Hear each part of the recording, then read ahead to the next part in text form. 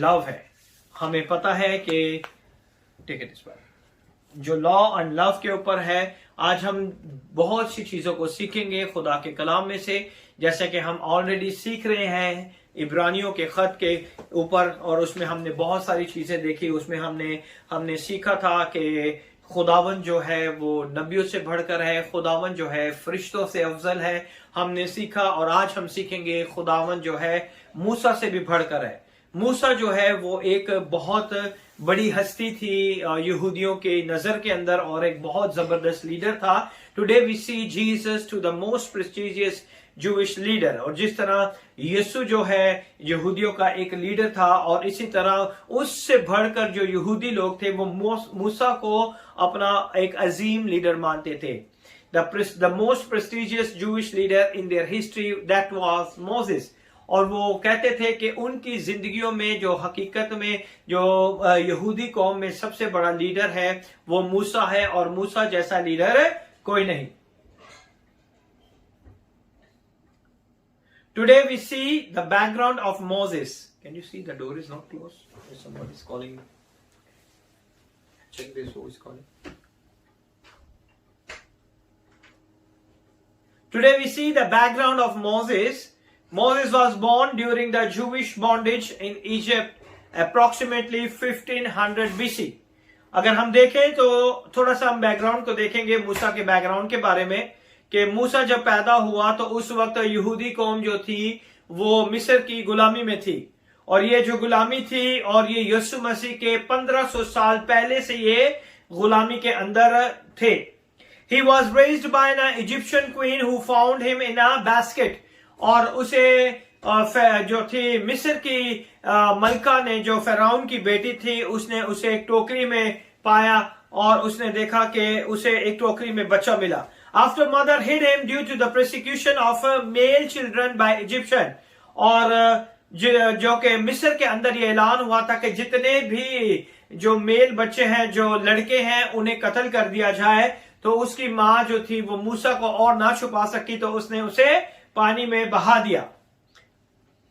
Against the Jewish people, they are becoming too numerous. The Egyptian felt threatened. क्योंकि जिस तरह यहूदी कौम बढ़ती जा रही थी, मिस्रियों के अंदर खौफ पैदा हो गया कि कहीं ये हम पर चढ़ ना आए। So they started this persecution by trying to destroy all the male-born children. और उन्होंने बादशाह ने ये हुक्म दिया कि जितने भी लोग थे, जितने भी बच्चे लड़के पैदा होते हैं इस्राएलियों के, उन्हें कत्ल कर दो। और यही वो बहुत खूबसूरत चीज है जो आज हम देखेंगे इस कलाम में, कि खुदावंद हमें इस कलाम के वसीला से क्या सिखाना चाहता है, जो कि हम यीशु को देखेंगे और एक जगह हम मोसेस को देखेंगे। जो कि हमारा टॉपिक है, लॉ जो है वो मूसा को दिया गया और मोहब्बत जो है वो खुदावंद यीशु लेके आए। और आज हम इन्हीं चीजों के ऊपर नजर करेंगे ताकि खुदा के नाम को हम जलाल देने वाले बने। He was educated at the Egyptian court, but at the 40 years he tried to lead. After the 40 years, he tried to lead Jewish people to killing Egyptian. 40 साल तक वो फिरौन के महल में और उसके सारी कोर्ट्स में वो पैदा हुआ, और उसके सारे खित्ते में वो बला बढ़ा, और वहां पे उसने बरकत हासिल की, तालीम को हासिल किया। 40 साल के बाद उसे ये ख्याल आया कि वो अपने भाइयों की मदद करे। So he tried to lead Jewish people to killing Egyptian. He escaped and lived in desert for another 40 years. हम थोड़ा सा मूसा की जिंदगी के बारे में हम देख रहे हैं ताकि हम जाने कि खुदावंद जो है किस तरह मूसा की जिंदगी में अपना जलाल जाहिर करने की कुदरत रखता है, और यीशु मसीह जो कि मूसा से भी बढ़कर है। और 40 साल के बाद जब उसे यकीन हुआ कि खुदा ने उसे चुना है, तो उसने अपने इस्राएली भाई की मदद करने के लिए एक मिस्री को कत्ल कर दिया। और जैसे ही मिस्री को कत्ल किया और उसका ये राज खुल गया, तो वो वहां से फिरौन के महल से भागकर बियाबान में चला गया, और वहां पर उसने 40 साल और गुजारे। God called him at the age of 80 to return the Egypt to lead Jewish to their promised land. और 80 साल की उम्र में खुदा ने उससे हम कलाम होके कहा कि ऐ मूसा, मैंने अपने लोगों का रोना कराना सुन लिया है और तू मेरी कौम को मुल्क मिस्र से निकाल के ले आ और उस वादा की जमीन पे जो मैंने उनके बाप दादे से किया वहां तक उन्हें ले जा। The Lord performed the great miracle through him in order to free the people from Egypt. और खुदा ने मूसा के हाथों से बहुत बड़े बड़े मौजज़ात करवाए ताकि वो मिस्र से उनको अपने लोगों को छुड़ा कर ले जाए। Because of their disobedience, they took a time to reach 40 years. क्योंकि उनकी नाफरमानी की वजह से जिन लोगों को खुदावन मुल्क मिस्र से निकाल के लेके आया, उनकी नाफरमानी की वजह से disobedience, if you will have a disobedience in your life, your journey is going to be extended. जो चीज आपको 1 महीने में, 2 महीने में, 3 महीने में मिलनी है, वो डिसोबीडियंस, नाफरमानी की वजह से उसका टाइम पीरियड एक्सटेंड होता जाता है। ये ना कि सिर्फ मूसा और बनी इस्राइल कौम के लिए, आज मेरी और आपकी जिंदगी के लिए भी है कि अगर हम नाफरमानी करते हैं, डिसोबीडियंस करते हैं, तो वो ब्लेसिंग्स जो खुदा ने हमें देनी होती है उसका टाइम पीरियड एक्सटेंड होता जाता है। So Moses' brother Aaron wandered in desert. They both died on this journey. और नाफरमानी की वजह से बाज़ दफा हलाकत भी हो जाती है, जिस तरह हारून और मरियम और मूसा भी उसी बियाबान में मर गए। उनमें से तीनों में से कोई भी उस मकाम पे नहीं पहुंचा जहां पे खुदा उन्हें लेके जाना चाहता था। During these 40 years, God through Moses gave to the people the law, the tabernacle, gave them a social and a food law, and the poetries and the sacrificial system. और खुदा ने मूसा को इन 40 साल के अंदर, जो बियाबान में वो चल रहे थे, तो इन्हीं 40 सालों के अंदर खुदा ने मूसा को शरीयत दी, मूसा को टैबरनेकल, खैमा इज्तिमा दिया, मूसा को खुदा ने मौशरी जो है कानून दिए, खाने के कानून दिए कि ये चीजें खानी है, ये चीजें नहीं खानी, इन चीजों की कुर्बानियां करनी है, इन चीजों की कुर्बानियां नहीं करनी, और इन लोगों के साथ आपने रिश्ता रखना है, इन लोगों के साथ शादी ब्याह करना है, और इन लोगों के साथ आपने शादी ब्याह नहीं करना। तो ये सारे मूसा को कावानीन दिए गए, और इसी वजह से मूसा जो था यहूदी कौम का सबसे अजीम लीडर माना जाता है। In desert they become a new structured society through Moses' leadership.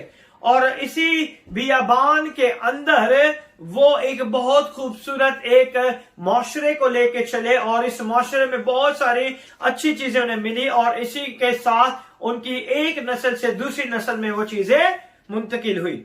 He did not enter the promised land, but only saw it far from before he died. मूसा भी था, उस मकाम पे नहीं पहुंच सका क्योंकि उसने भी नाफरमानी की। May I tell you again, if you will be disobedient, you never reach your destiny. जो खुदा ने बरकत आपके लिए रखी है, अगर आप खुदा की नाफरमानी करते हैं तो खुदा उस मकाम पे आपको नहीं पहुंचाता, आप रास्ते में ही, बियाबान में ही जो है मर खप जाते हैं।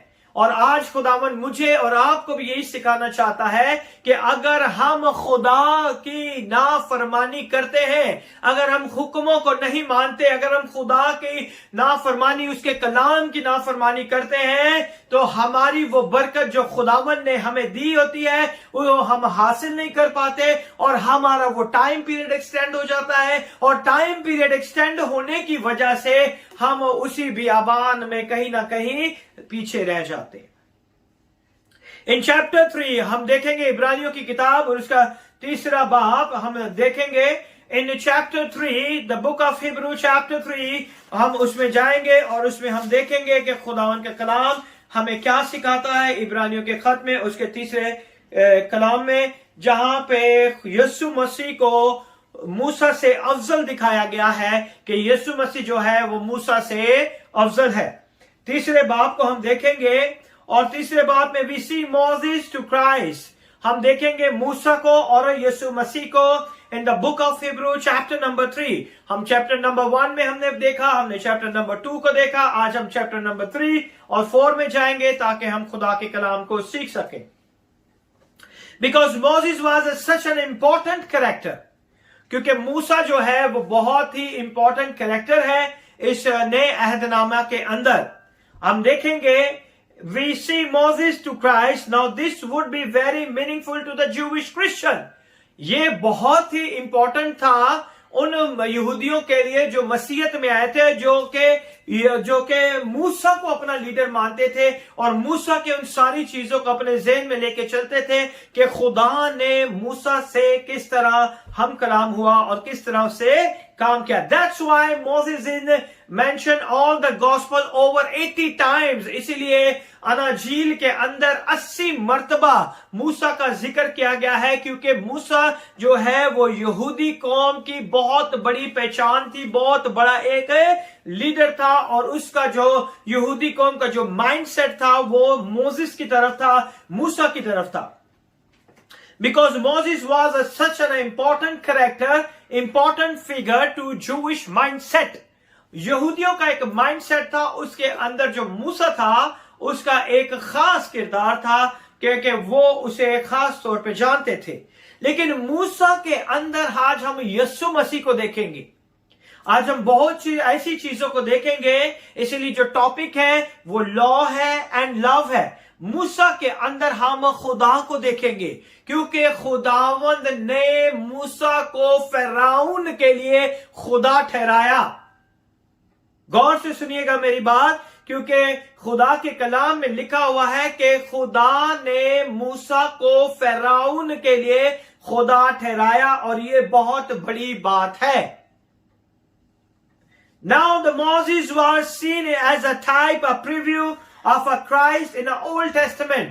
अगर हम मूसा की जिंदगी को देखें तो मूसा के साथ जो हुआ वही यीशु मसीह के साथ भी हुआ. हम चंद चीजों को देखेंगे ताकि हम जाने कि यीशु मसीह जो है वो मूसा से भी अफजल है, क्योंकि मूसा की जिंदगी में जो हुआ वो यीशु की जिंदगी में भी हुआ, क्योंकि यीशु को मूसा जो है वो यीशु को रिप्रेजेंट कर रहा था. पुराने अहदनामे में हमें यीशु मसीह सरे तौर पे नहीं नजर आता. We can not see so clearly, but in the types and the preview we find the Jesus Christ in the different personality.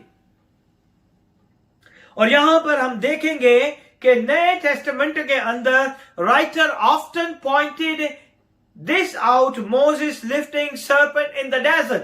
अगर हम देखें तो राइटर यहां पे बहुत खूबसूरत चीजों को बताता है कि यीशु मसीह जो है वो जो है मूसा जो है उसने बियाबान में जो है सांप को ऊंचे पे लटकाया.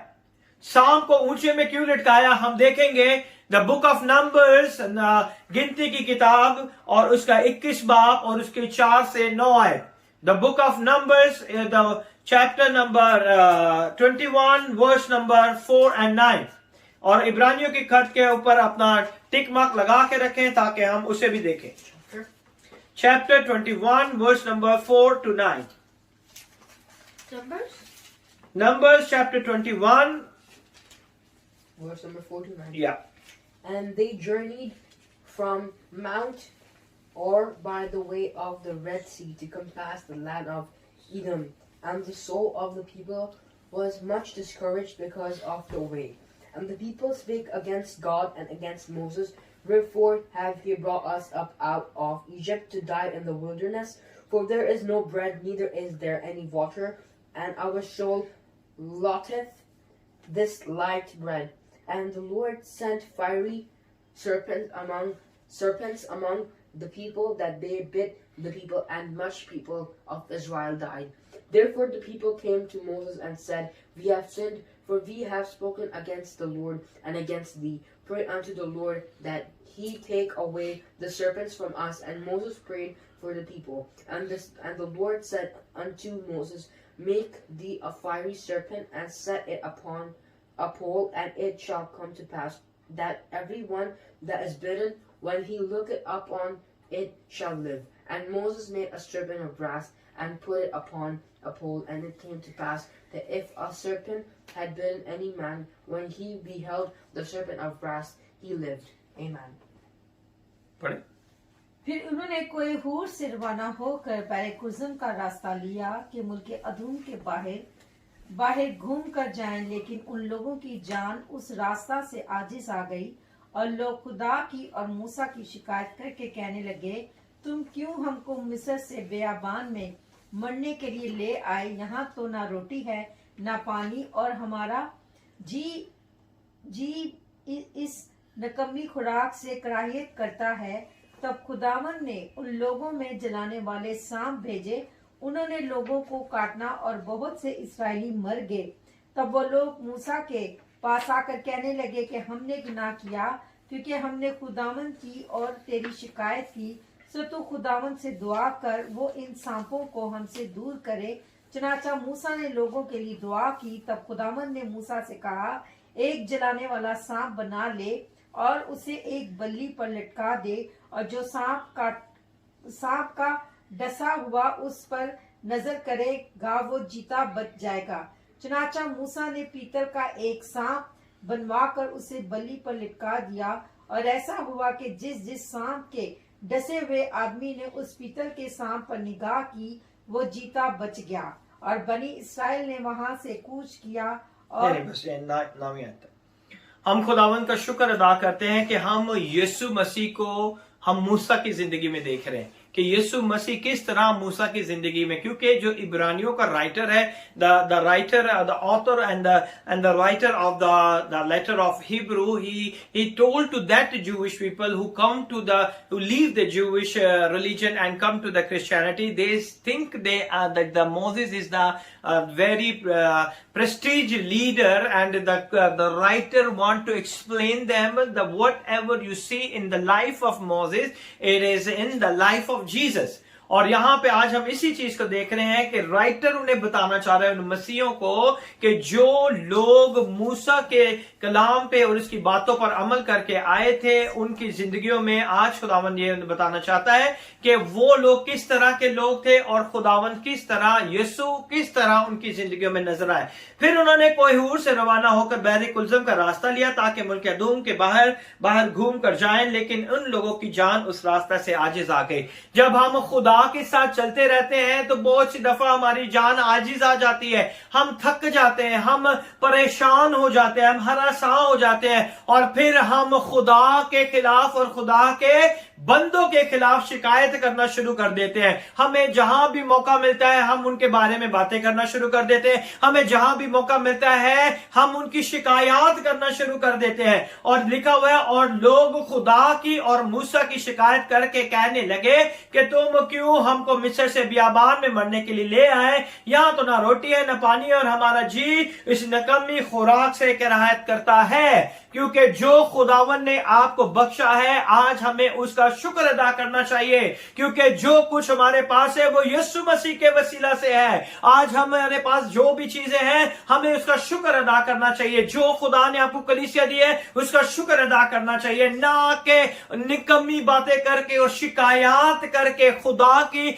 और खुदा के खादमों की शिकायत करके अपने आप को खुदा का मुजरिम ना ठहराए। आपको ये बातें शायद बहुत बुरी लगे, क्योंकि ये हकीकत है, ये सच्चाई है, और ये सच्चाई कोई नहीं बताएगा, क्योंकि हर एक को यही होता है कि अगर मैं सच्चाई और खुल के बयान करूंगा तो शायद ये नेक्स्ट टाइम मेरे चर्च में ना आए, ये मेरा चर्च छोड़ दें। इसलिए हम खुदा की सच्चाइयों को दबा के लोगों को खुश करने की सोचते हैं, लेकिन ये नहीं जानते कि उनकी गलती और खताओं की सजा हमें भुगतनी पड़ेगी। जो खुदा के खादम हैं उन्हें चाहिए कि खुदा की हकीकत के साथ लोगों को वाबस्ता करें, उन्हें बताएं कि यही खुदा की सच्चाइयां और हकीकतें हैं। और उन्होंने लोगों ने क्या किया? शिकायत की, मुल्क मिस्र में खुदा के खादम की शिकायत की, मूसा की शिकायत की, खुदा के बारे में उन्होंने कहा। और तब खुदावन ने उन लोगों में जलाने वाले सांप भेजे और उन्होंने लोगों को काटा और बहुत से इस्राएली मर गए। इसलिए हमारी जिंदगियों में बहुत सारी मुश्किल परेशानियां और डेडली बीमारियां आती हैं, ऐसी बीमारियां जिसका कोई इलाज नहीं होता, और हम उन बीमारियों के साथ ही अपनी जिंदगी गुजर बसर करना शुरू कर देते हैं और हम भूल जाते हैं कि हमने कहीं ना कहीं खुदा के खादमों की शिकायत की, हमने कहीं ना कहीं खुदा के खादमों के बारे में बोला, हमने कहीं ना कहीं खुदा के बारे में शिकायत की।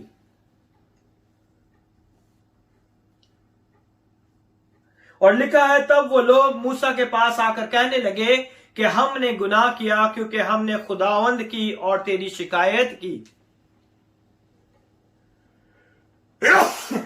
Excuse me. Can you give me tissue, please?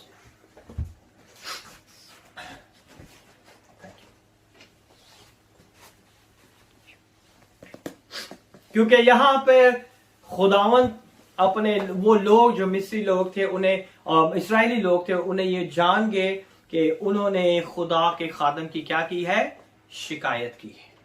उन्होंने क्या की है, खुदा के खादम की शिकायत की है। बहुत सी दफा हम भूल जाते हैं कि हमारी लाइफ में मुश्किल, परेशानियां, तकलीफें क्यों आई हैं, और हम ये सोचते हैं कि शायद शैतान की वजह से, लेकिन बाज दफा खुदावंद भी हमें हमारी गलती खताओं की वजह से हमें सजा जरूर देता है। और यहां पे लिखा हुआ है कि इन सांपों को हमसे दूर कर, चुनाचा मूसा ने लोगों के लिए दुआ की। तब खुदा ने मूसा से कहा कि जलाने वाले सांप बना ले और एक बल्ली पर लटका दे, जो सांप का डसा उस पर नजर करेगा वो जीता बचेगा। यानी कि जो गुनाहगार है, जो खता में है, अगर वो उस ऊंचे सांप को देख लेंगे तो वो क्या पा जाएंगे, बच जाएंगे। आज यीशु मसीह नासरी को भी अगर हम गुनाह में हैं, गलतियों में हैं, खताओं में हैं, बीमारियों में, तकलीफों में हैं, जब हम उस कोहे कलवरी के मकाम पे सूली के ऊपर निगाह करते हैं तो वो हमें बचा लेता है, क्योंकि वो हमारा बचाने वाला खुदा है। ठीक इसी तरह जिस तरह मूसा ने बल्ली पे सांप लटकाया और उसे ऊंचे पे लटका दिया, और जिसकी निगाह उस सांप पे पड़ी वो बच गया। आज जितने लोगों की निगाह यीशु पे पड़ती है वो बच जाता है, वो बच जाता है, क्योंकि खुदावंद अपना जलाल जाहिर करने की कुदरत रखता है। इसी तरह यूहन्ना 3 और उसकी 14 आयत में भी यही लिखा हुआ है कि मूसा ने बनी इस्राएल कौम को क्या दिया, खाने के लिए मन दिया, उन्हें खाने के लिए मन दिया, ताकि वो लोग जो है उससे शेर हो सके। इट्स गॉड डूइंग, ये खुदा ने किया, लेकिन खुदा ने मूसा के हाथों से ये सारे काम करवाए। Hallelujah. And the same Jesus was lifted on the cross. In the book of John, chapter number 3, verse number 14, you have seen the same place. And Moses gave manna to feeding the people. Of course, it's God doing, but He doing through Moses. और ये हम खरूज इसकी 16 बाब में देखेंगे, लेकिन हम इसे पढ़ेंगे नहीं। Jesus not giving manna. यीशु ने उन्हें खाने के लिए मना नहीं दिया, मन नहीं दिया, because He is the bread of heaven. क्योंकि वह आसमान से जो रोटी थी, वो कहता है कि जिंदगी की रोटी मैं हूं। मूसा ने क्या दिया, खाने के लिए मन दिया, रोटी दी, और यीशु कहता है कि जो मेरे बदन को खाता है उसके अंदर क्या है, जिंदगी है, हमेशा की जिंदगी है। हम खुदावन का शुक्र अदा करते हैं कि खुदावन हमारी जिंदगियों में अपना जलाल जाहिर करने की कुदरत रखता है। हालेलुया। और फिर हम आगे चल के देखेंगे कि both Moses and Jesus were threatened to kill as a babies. अगर हम मूसा की जिंदगी में देखें तो मूसा की जिंदगी में जब मूसा पैदा हुआ तो उस वक्त फिरौन ने यह हुक्म किया कि जितने भी लड़के पैदा होंगे उनको क्या कर दिया जाए, कत्ल कर दिया जाए। और उसकी मां ने उसे बचाने के लिए उसे पानी में, टोकरी में डाल के पानी में बहा दिया। और ठीक इसी तरह अगर यीशु की जिंदगी देखे तो यीशु को भी जब वो पैदा हुए तो बादशाह ने ऐलान कर दिया कि जितने 2 साल और उसके नीचे के बच्चे हैं उन सबको क्या कर दे, कत्ल कर दे। मूसा और यीशु की जिंदगी को हम देखेंगे और यीशु की जिंदगी को हम देख के ये जान जाएंगे कि यीशु नासरी मूसा से भी अफजल है। आमीन। Both are deliverer of their people and both they are initially rejected. अगर हम मूसा की जिंदगी को देखें तो मूसा भी बनी इस्राएल कौम को छुड़ाने के लिए आया। अगर हम यीशु की जिंदगी को देखें तो यीशु भी गुनाहों से छुड़ाने के लिए अपने लोगों को आया है। हालेलुया। तो दोनों की जिंदगी अगर हम नजर करें तो दोनों को इनिशियली तौर पर स्टार्टिंग के ऊपर दोनों को रिजेक्ट कर दिया गया। मूसा को भी पहले रिजेक्ट कर दिया कि तुझे हम पर किसने मुसल्लत किया है, तू कौन होता है हमारे इंसाफ करने वाला। और यीशु को भी लोगों ने रिजेक्ट कर दिया और उससे इनकार कर दिया कि तू कौन है, अगर तू यहूदियों का बादशाह है तो नीचे उतर आ। They rejected Jesus. Hallelujah. By the people they came to lead and to serve. और जिन लोगों के लिए वो आए और जिनकी खिदमत के लिए आए, उन्होंने ही उसे क्या कर दिया? रिजेक्ट कर दिया। अगर हम देखेंगे, आज हम इसे तीसरे चैप्टर से लेकर चौथे चैप्टर की 13वीं आयत तक हम इसके देखेंगे और we can divide it into 2 parts. आज हम इन्हें 2 हिस्सों में तकसीम करेंगे इब्रानियों की किताब को, ताकि हम खुदा के नाम को जलाल दे सकें। Moses was the chosen people leading them and to the promised land. मूसा को खुदा ने चुन लिया ताकि वो अपने लोगों को, चुने हुए लोगों को मुल्क मिस्र से निकालकर वादा की सरजमीन पर ले जाए। He was an apostle of liberation. वो रसूल था, आजादी के लिए, लिबरेट करने के लिए, आजाद करने के लिए वो आया था। He was related to the high priest Aaron, his brother. और वो सरदार काहिन का क्या था? भाई था। मूसा सरदार काहिन नहीं था, उसका भाई जो था हारून था, और एरोन था जिसे खुदा ने क्या किया? सरदार काहिन का रुतबा दिया। Moses was the servant of the house of God. मूसा कौन था? खुदा के घर का क्या था? नौकर था। That was Moses. Author will show you. आज हमें देखेंगे इसके अंदर के किस तरह इब्रानियों का मुसन्नफ हमें दिखाता है। Jesus was the part of the holy brethren. जिस तरह मूसा हाई प्रीस्ट का भाई था, इस तरह यीशु मसीह भी मुकद्दसों का भाई था, है ना? यीशु मसीह जो है मुर्दों में से जी उठने वालों में क्या है? पिलोठा है। और हम जो उसके ऊपर ईमान लाते हैं, हम उसके क्या बन जाते हैं? भाई बहन बन जाते हैं। और उस वक्त भी वो क्या था? मुकद्दसीन के टोलों का क्या था? वो भाई था। Jesus was the part of the holy brethren. He was the apostle of salvation. वो कौन सा रसूल था? वो निजात देने के लिए आया था। रसूल वो का मतलब है कि खुदा का भेजा हुआ, खुदा का पैगंबर, खुदा के काम को पूरा करने वाला, और जिसने खुदा को अपनी आंखों से देखा हो और जिसकी लिखाइयां इस किताब के अंदर लिखी हो, वो रसूल कहलाता है। I learned from my teacher and that's why I teach you. आज जो कुछ मैंने सीखा, आज मैं आपको वही सिखाता हूं ताकि सच्चाइयां हम एक दूसरे को बता सके और खुदा के नाम को जलाल दे सके। I thank God for their life and their ministries in Jesus' wonderful name. He was and is a high priest of salvation. खुदा जो था, यीशु जो था, वो निजात का क्या है? सरदार काहिन है। निजात उसके वसीले से हमें मिलती है। He is not a servant of the house of God. वो खुदा के घर का नौकर नहीं है। वो खुदा के घर का नौकर नहीं है। वार्निंग, यहां पे एक वार्निंग हमें मिलती है। मोसेस के बारे में हमें खुदावंद हमें कहता है, he is the builder of the house of God. Moses के बारे में क्या है? he is the builder. वो खुदा के घर का नौकर है ना? Moses' generation did not enter to the promised land. जो मूसा के साथ जो एक नस्ल आई थी, वो वादे की जमीन पर नहीं पहुंचे। पहुंच गए थे? They are not reached into the promised land.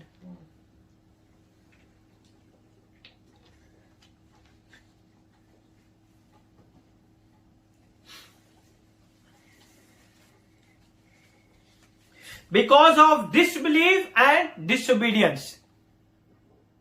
Disobedience. Manasa, what are you doing? Keep it open. And listen.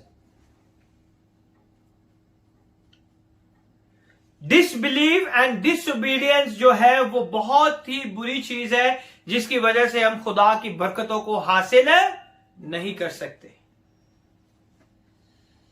Generation died in a desert. Following generation went into the promised land. जिस नस्ल को मूसा साथ लेके आया था, वो वहीं बियाबान में मर गए। कोई भी उस जगह पर नहीं पहुंच सका जो खुदा ने उन्हें देने का वादा किया। और उसके बाद आने वाली नस्ल को खुदा उस वादा की सरजमीन पर लेकर चला गया। He gave an example, need to be careful, not follow their example. आज मुझे और आपको जो मसीह है, हमें खुदा के कलाम में खुदा का बंदा पालूस ये सिखाता है और बताता है कि हमें भी उन लोगों जैसी हरकतें नहीं करनी कि हम बियाबान में ही खप के मर जाएं। वो नाफरमानी और बेयकीनी की वजह से मर गए थे और वो उस वादा की सरजमीन पर नहीं पहुंच पाए। Jesus is the high priest, faithful and merciful. Yeshu Masih जो है वो क्या है? रहम दिल है और वो ही वफादार खुदा है। Because Moses appeared historical before the high priest, he has a greater impact and a Jewish. यीशु मसीह जो कि सरदार काहिनों में सबसे बड़ा है, उससे पहले कई साल पहले मूसा आया था और मूसा ने इस सारी चीजों को, शरीयत की सारी चीजों को मूसा ने क्या किया? बताया। Impact to the Jesus the Jew is then Moses came before Aaron and he compared priest Jesus and Moses. और मूसा जो था उसी ने हारून जो था सरदार काहिन था उसको भी खुदा ने मूसा को ही सारी चीजें बताई कि जाके अपने भाई को ये सारी चीजें सिखा दे। Let's come to the Hebrew chapter number 3 verse number 1। इब्रानियों का खत उसका 3 बाब और उसकी पहली आयत में हम देखेंगे। The book of Hebrew chapter number 3 verse number 1। Wherefore, holy brethren, partakers of the heavenly calling, consider the apostle and high priest of our Christ Jesus. बस ए भाइयों, तुम जो आसमानी बुलावे में शरीक हो, उस रसूल और सरदार काहिन यीशु पर गौर करो जिसका हम इकरार करते हैं। Hallelujah, hallelujah. क्योंकि आज हमने देखा कि यीशु जो है निजात का रसूल है और सरदार काहिन भी वही है और हम जो बुलाए गए हैं, हम मसीह जो बुलाए गए हैं, ठीक है, हम मसीह जो बुलाए गए हैं, हमें किस लिए खुदा ने बुलाया है? कौन सी जगह के लिए बुलाया है? कब पढ़े पहली आयत में क्या लिखा हुआ है? बस है भाई, तुम जो आसमानी बुलावे में के लिए खुदा ने हमें बुलाया है। जमीन पर हमारे लिए कुछ भी नहीं है, हमारा सब कुछ कहां पर है? आसमान पर है। हम जमीन पर क्या है? मुसाफिर है। We are stranger. और खुदावन हमारी जिंदगी में अपना जलाल जाहिर करने की कुदरत रखता है। Then he become a human. He relates to them as a human, a heavenly calling because they have been called. क्योंकि खुदा ने कहा कि ऐ भाइयों, तुम जो आसमानी बुलावे में शरीक हो, इस रसूल सरदार काहिन यीशु पर क्या करो? गौर करो, जिसका हम क्या करते हैं? इकरार करते हैं। हमारी जगह कौन सी है? कितने लोगों को आज समझ आइए कि हमारी जगह इस जमीन पर नहीं है। अगर आप जमीन पे बैंक बैलेंस और घर बार और ये सारी चीजें बनाने की सोचते हैं तो याद रखें कि एक दिन ये सारी चीजें यहीं रह जाएंगी और ना जमीन पर आपके पास कुछ होगा और ना आसमान पर आपके पास कुछ होगा। आज हमें अपनी जिंदगियों में गौर करने की जरूरत है कि हमने यीशु मसीह नासरी को कभी नहीं छोड़ना। Hallelujah. By the gospel to come to the celestial place. Celestial कहते हैं आसमानी जगह को। खुदा ने हमारे लिए क्या रखा है? एक celestial place रखी है, आसमानी जगह रखी है। किन के लिए? मसीहों के लिए, भाइयों के लिए। सेलेस्टियल कंट्री, हमारे जो शहर है, हमारा जो वतन है, वो कहां पर है? आसमान पर है। हमें सारी चीजें कहां पे मिलनी है? आसमान पे मिलनी। सेलेस्टियल पैराडाइज कहां पर है? हमारी फिरदौस कहां पर है? वो आसमान पर है। सेलेस्टियल पैराडाइज जो है वो हमें कहां मिलना है? वो आसमान पे मिलना है। सेलेस्टियल प्रॉमिस लैंड कहां पर है? यहूदियों को, जो बनी इस्राइल कौम को खुदा ने ज्योग्राफिकल प्रॉमिस लैंड दिया था, ये जमीन दी थी रूए जमीन के ऊपर, लेकिन हम मसीहों को खुदावन ने आसमान पर शहर दिया है। नया यरूशलेम किसके लिए? मेरे और आपके लिए। आमीन। हमारा जमीन के ऊपर कोई भी ज्योग्राफिकली हमें कोई चीज नहीं दी, हमारा सब कुछ आसमानी है। आमीन। Hallelujah. Our promised land is a celestial, not geographically. हमें ज्योग्राफिकली जाओगे, रकबे के हिसाब से कुछ नहीं मिलना, जो कुछ हमें मिलना है वो आसमान पर मिलना है. We are not a nation building, हम कोई कौम यहां पर नहीं बनाएंगे. We are not looking for the cultural, हमें यहां पे कोई तहजीब नहीं बनानी. Homeland to call, we simply passing through this world to the next world. हमें इस जहान से कूच कर कर दूसरे जहान में जाना है जो मेरे और आपके खुदावन यीशु ने हमारे लिए तैयार कर रखा है. आमीन. Comparison between Jesus and Moses आज हम देखेंगे. Moses was an apostle. Moses भी जो था वो क्या था, एक रसूल था. Apostle of our confession, meaning जो कि हमारे इकरार जो इकरार करते हैं. आज हम देखेंगे कि हम किसके नाम से इकरार करते हैं. He was the one sent by with authority. Musa को भी खुदा ने जो था वो क्या, एक इख्तियार दे के भेजा था. Hallelujah. He gave the God's words to the people. He led them to the promised land.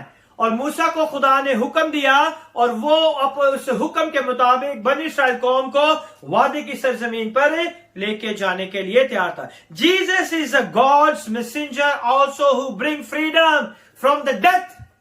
यीशु भी था, वो भी खुदा का एक रसूल होके आया और वो लोगों को किससे निजात दी. उसने मौत से, मौत का जो डंक था उसे उसने क्या कर दिया, खत्म कर दिया और उससे हमें आजाद कर दिया.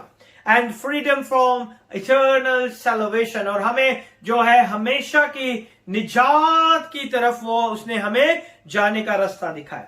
It is Jesus that we confess to be saved. हम यीशु का इकरार करते हैं जब हम बच जाते हैं. कितने लोग हैं जो कि यीशु का इकरार करते हैं जब वो पानी का बपतिस्मा लेते हैं. तो हम किसका इकरार करते हैं, यीशु मसीह का. Everyone baptized when you are in water, and whoever is baptizing you asks you the question, do you believe the Moses? जब कभी भी कोई पानी का बपतिस्मा देता है किसी को, और जो शख्स पानी का बपतिस्मा लेता है, क्या पानी का बपतिस्मा लेने वाले को यह कहता है कि तुम इस बात पर ईमान रखते हो, इकरार करते हो कि मूसा सबसे बड़ा है? क्या ये बात कहता है वो बपतिस्मा देने वाला, या ये कहता है कि मूसा सबसे बड़ा लीडर है उसके नाम का इकरार करो, या ये कहता है कि आरून जो है वो सरदार काहिन है उसके नाम का इकरार करे, या ये कहता है इलाइजा के नाम का इकरार से हम तुम्हें बपतिस्मा देते हैं, यूहन्ना बपतिस्मा देने वाले के नाम से, पतरस के नाम से हम तुम्हें बपतिस्मा देते हैं. किस नाम से बपतिस्मा हम लेते हैं? यीशु के नाम से. हम अपने गुनाहों का इकरार करते हैं कि यीशु के नाम से हम जो है हमें क्या मिलती है, गुनाहों से माफी मिलती है और हमें निजात मिलती है. There only one person that we confess and that is Jesus. और वो यीशु है. We believe he is the son of God. और हम इस बात पर ईमान रखते हैं, जब हम पानी का बपतिस्मा लेते हैं तो हम इस बात का इकरार करते हैं कि यीशु मसीह क्या है, जिंदा खुदा का बेटा है. We believe that he paid the price of our sin. और हम इस बात का इकरार करते हैं कि यीशु ने मेरे गुनाहों की पूरी कीमत को क्या कर दिया, चुका दिया. We express our faith how? Through baptism. हम अपने ईमान का किस तरह इकरार करते हैं? जब हम पानी का बपतिस्मा लेते हैं. जब हम पानी में जाते हैं तो जब हम बपतिस्मा लेते हैं तो हम इस बात का क्या करते हैं, इकरार करते हैं. दूसरा हम देखेंगे, he is the high priest of our confession. वो हमारे इकरार सुनने का सबसे बड़ा क्या है, सरदार काहिन है. लिखा हुआ ना पहली आयत में. उस रसूल और सरदार काहिन पर गौर करो जिसका हम क्या करते हैं, इकरार करते हैं. We confess. किसका इकरार करते हैं हम? यीशु का. Okay. Moses was related to the high priest, his brother Aaron, and he gave instruction of a priesthood and the sacrificial system. मूसा जो था वो हारून का भाई था, और हारून जो था वो क्या था, सरदार काहिन था. और मूसा को खुदा ने कहा कि हारून को ये बता कि कहानत का काम कैसे करना है, कुर्बानियां कैसे करनी है, और ये सारी चीजें खुदा ने मूसा को बताई और मूसा ने सरदार काहिन अपने भाई हारून को बताई. अब देखें कितना डिफरेंस है. Moses is the one in authority, क्योंकि मूसा के पास वो इख्तियार था कि वो खुदा के कलाम को लोगों तक पहुंचा सके. In our case, Jesus is the high priest. आज हम देखते हैं कि यीशु मसीह क्या है? हमारा सरदार काहिन है. By his own sacrifice he saved us. उसने अपने आप की, अपने जिस्म की कुर्बानी देके मुझे और आपको क्या कर दिया है? बचा लिया है. Amen? Amazing thing. He is the both. He is the high priest and he is the sacrifice. वो हमारा सरदार काहिन भी है और वो ही कुर्बानी का बर्रा भी है. हालेलुया. तो यीशु मसीह जो है मूसा से कितना अफजल है. यीशु मसीह खुद सरदार काहिन है और खुद ही वो क्या है? कुर्बानी का बर्रा है. मूसा जो है सरदार काहिन का भाई है. मूसा जो है सरदार काहिन को जो है खुदा के उन सारी चीजों को काम करने के लिए उसे इंस्ट्रक्शन दे रहा है. लेकिन यहां पर यीशु मसीह नासी हमारी जिंदगी में अपना जलाल जाहिर कर रहे हैं. Amen. He was the faithful to him who appointed him as Moses also was in all his house. हम दूसरी आयत को देखेंगे, तीसरे बाब की दूसरी आयत को. हिब्रू, इब्रानियों. Who was faithful to him that appointed him, as also Moses was faithful in all his house. Amen. जो अपने मुकर्रर करने वाले के हक में दयानतदार था, जिस तरह मूसा उसके सारे घर में था. यानी कि मूसा क्या था? फेथफुल था. मूसा क्या था? फेथफुल था. वो खुदा के सारे घराने में क्या था? ईमानदार आदमी था. कौन सा आदमी था मूसा? दयानतदार, फेथफुल था वो. उसने कभी भी खुदा के घर में कोई भी चीज ऐसे ऊपर नीचे नहीं की. Moses was faithful to Israel and to mission to which he was called by God. और वो खुदा के सारे घराने में ईमानतदार था और वो मिशन जो खुदा ने मूसा को दिया था, खुदा वो उसमें क्या था? ईमानतदार था. Jesus also was a faithful but he had a different mission.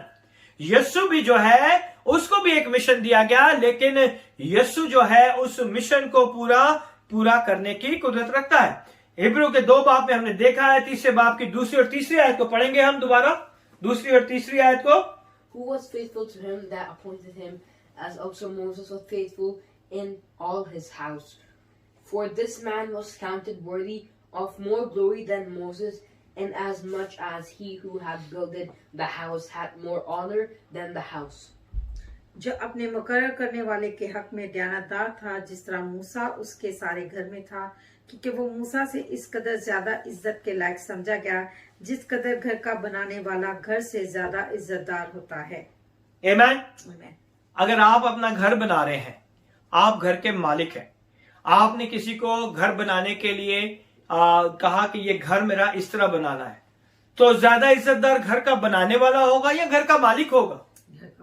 घर का मालिक होगा ना, क्योंकि he is the one who gives the instruction to build the house. The people, the architect is get their reward. उन्हें क्या मिल जाएगा? अपना रिवॉर्ड मिल जाएगा कि उन्होंने बहुत खूबसूरत खुदा का घर बनाया. But they are not the owner of the house. तो खुदावंद यीशु क्या है? मूसा से अफजल है. यीशु को जो है घर का मालिक ठहराया गया और मूसा को दयानतदार क्या बनाया गया? नौकर. खुदावन ने उसे क्या कहा गया कि यहां पे देखें कि जिस कदर जो अपने मुकर्रर करने वाले के हक में दयानतदार था, खुदा ने मूसा को मुकर्रर किया और वो उसमें क्या था? दयानतदार था. जिस तरह मूसा उसके सारे घर में दयानतदार था, क्योंकि वो मूसा इस कदर ज्यादा इज्जत के लायक समझा गया जिस कदर घर का बनाने वाला घर से ज्यादा इज्जतदार होता है. यानी कि अगर घर का बनाने वाला अगर मैं इस घर को बनाऊं तो मैं ज्यादा इज्जतदार होऊंगा, ये घर इज्जतदार होगा? डेफिनेटली मैं. इसी तरह खुदावन ने इस घर को बनाने का कहा तो इज्जतदार घर का नौकर होगा या घर होगा या मैं? हमें किसे इज्जत देनी चाहिए? घर को या घर के मालिक को? घर के मालिक को. We have to give them the reverence.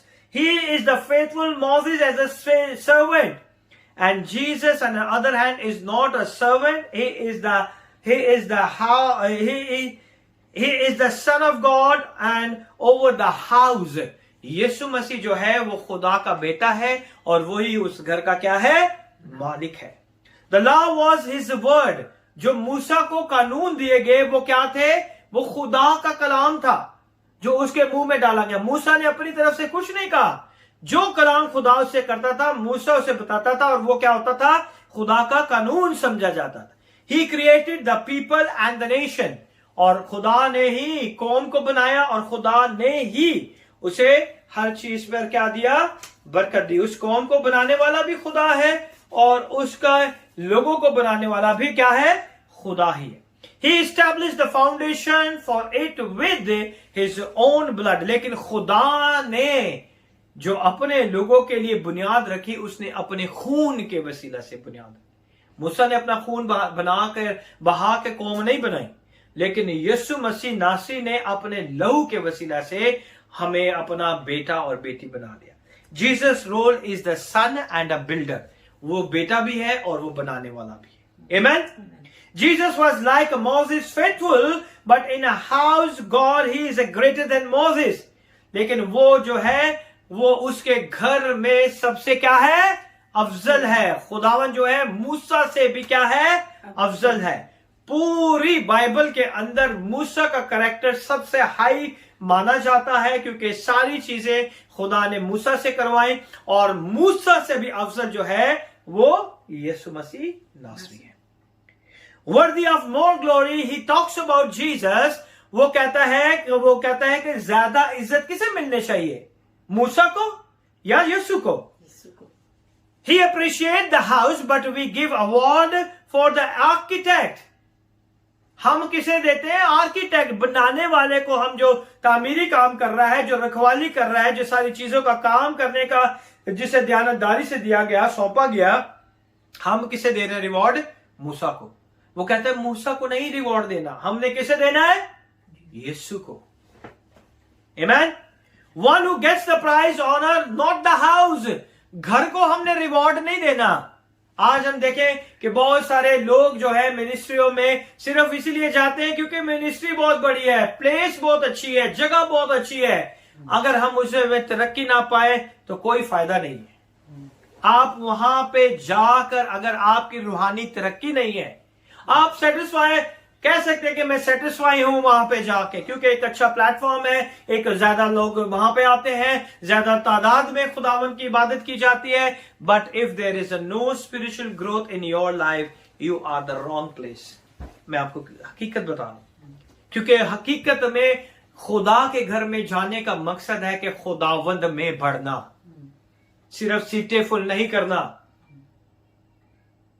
खुदावन में तरक्की कर रहे हैं या नहीं कर रहे, खुदावन में आगे बढ़ रहे हैं या नहीं बढ़ रहे, खुदावन के नाम से लोगों में खिदमत कर रहे हैं कि नहीं कर रहे, या सिर्फ अपने आप को एग्जॉल्ट करने के लिए। आजकल हम क्या करते हैं, एक ट्रेंड है हमारे पास कि हम जहां भी जाते हैं फेसबुक के ऊपर हर एक चीज देते हैं, बिकॉज वी एग्जॉल्टेड आवरसेल्फ। हम अपने आप की नुमाइश कर रहे हैं, अपने आप को बड़ा कर रहे हैं कि मैं यहां गया प्रीच करने, मैं वहां गया प्रीच करने, मैंने ये कर दिया, मैंने वो कर दिया, मैं और खुदा को मैं बिल्कुल पसंद नहीं। यीशु कहां है? यीशु कहां है हमारी जिंदगियों में? बड़े प्लेटफॉर्म पे खड़े हो जाने से कुछ नहीं होता। आज जितने बड़े बड़े प्लेटफॉर्म में इंटरनेशनल लीडर्स हैं, उनके बड़े बड़े स्कैम्स हैं, बड़े बड़े ब्लेम्स उनके ऊपर आ रहे हैं। तो ये ना सोचे कि बड़े प्लेटफॉर्म पे खड़े होने से ज्यादा इज्जत मिलती है। खुदावंद इज्जत देने वाला है। आमीन। Writer tell them to writer tell them what a return to Moses would actually mean, that he talks about Jesus and Moses. वो ने बता रहा है कि जिस मजहब के पास, जिस शख्स की वजह से तुम दोबारा यहूदियत में जा रहे हो, वहां पे मैं तुम्हें बताता हूं कि यीशु मसीह उस सबसे अफजल है। हम रीड करेंगे 4, 5 and 6 वर्स को। For every house is built by some man, but he that built all things is God.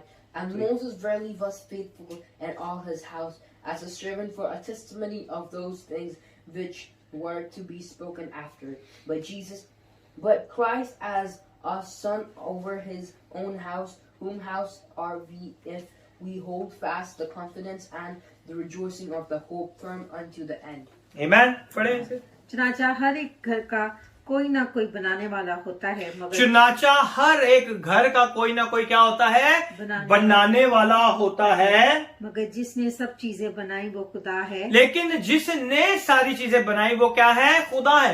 वो उन लोगों को कह रहा है कि तुम जो मूसा के बारे में सोच रहे हो, मैं तुम्हें बताना चाहता हूं कि ये सारी चीजें जो मूसा ने तुम्हें टैबरनेकल दिया, जो मूसा ने तुम्हें कहानत दी, जो मूसा ने तुम्हें सैक्रिफिशियल सिस्टम दिया, जो मूसा ने तुम्हें लॉ दिया, जो मूसा ने तुम्हें सोशल लॉ दिया, फूड लॉ दिया, ये सारी चीजों का बनाने वाला कौन है, खुदा है।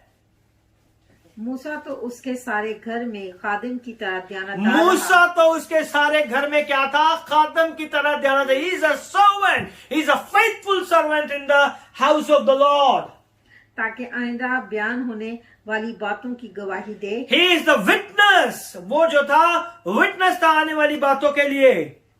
लेकिन मसीह बेटे की तरह उसके घर का मुख्तार है और उसका, लेकिन मसीह जो है, यीशु जो है, वो बेटे की तरह उस घर का क्या है, मुख्तार है। और उसका घर हम में से बशर्ते अपनी दिलेरी और उम्मीद का फकर आखिर तक मजबूती से कायम रखें। हालेलुया। हालेलुया। आज हमारी जिंदगियों में क्या होता है, आज हम देखेंगे। We talk about Jesus and Moses. Give them a warning in this verse. We are the household and the temple, the family. आज हम लोग क्या है, खुदा का घर है, उसका मक़दस है, उसकी कलीसिया है। तो हम बड़े हैं या हमें बनाने वाला बड़ा है? आज हम क्या करते हैं, मैं उधर गया और ये काम हो गया, मैं उधर गया और ये काम हो गया। यीशु ने ही आपको उस लायक किया कि आप उसके जलाल के लिए खड़े हो। और मैं आपको खुदावन का शुक्र अदा करता हूं, अगर आप खुदावन को आपको मौका देते हैं, यीशु के नाम को जलाल दे, ताकि यीशु का नाम दुनिया के इंतहा तक पहुंचे और खुदा के नाम को जलाल मिले। आमीन। The God is a builder. The God is a building over which He has put Christ. We continue in this position if that the key word. आज हम यीशु मसीह के घर में इसीलिए, खुदा के घर में इसीलिए रहते हैं ताकि हम जान जाएं कि यीशु मसीह जो है वो ही हमारा सब कुछ है।